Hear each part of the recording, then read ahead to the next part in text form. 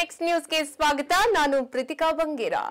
ತಮಿಳುನಾಡು ಮತ್ತು ಕರ್ನಾಟಕ ಸರ್ಕಾರಕ್ಕೆ ತಲೆನೋವು ಆಗಿದ್ದಂತ ಕಾಡುಗಳ್ಳ ವೀರಪ್ಪನ್ ನೆನಪು ಇಂದಿಗೂ ಮಾಡಲಾಗುತ್ತೆ.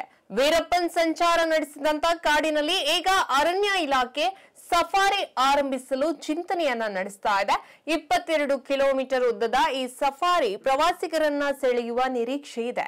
ಈ ಸಫಾರಿಯಲ್ಲಿ ಪ್ರವಾಸಿಗರು ಆನೆ, ಜಿಂಕೆ, ಕರಡಿ ಮುಂತಾದ ಪ್ರಾಣಿಗಳನ್ನ ವೀಕ್ಷಣೆ ಮಾಡುವ ಅವಕಾಶವಿದೆ.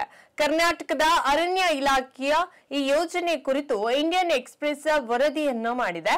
ಹೊಗೇನಕಲ್ ಫಾಲ್ಸ್ ನಿಂದ ಆರಂಭವಾಗುವ ಸಫಾರಿ ಕಾವೇರಿ ವನ್ಯಜೀವಿ ಅಭಯಾರಣ್ಯದಲ್ಲಿ ಸಾಗಲಿದ್ದು, ವೀರಪ್ಪನ್ ಅಡಗುತಾಣವಾಗಿದ್ದ ಜಾಗದಲ್ಲಿ ಸಾಗಲಿದೆ. ಇನ್ನು ವೀರಪ್ಪನ್ ಕುರಿತು ಈಗಾಗಲೇ ಹಲವು ಸಿನಿಮಾಗಳು ಬಂದಿದ್ವು. ಆತ ಅಡಗಿದ್ದಂತ ಅರಣ್ಯ ಪ್ರದೇಶ ಹೇಗಿದೆ ಎಂದು ತೆರೆ ಮೇಲೆ ಜನರು ನೋಡಿದ್ದಾರೆ. ಈಗ ಸಫಾರಿ ಮೂಲಕ ಅವುಗಳ ವೀಕ್ಷಣೆಯನ್ನ ಮಾಡಬಹುದು.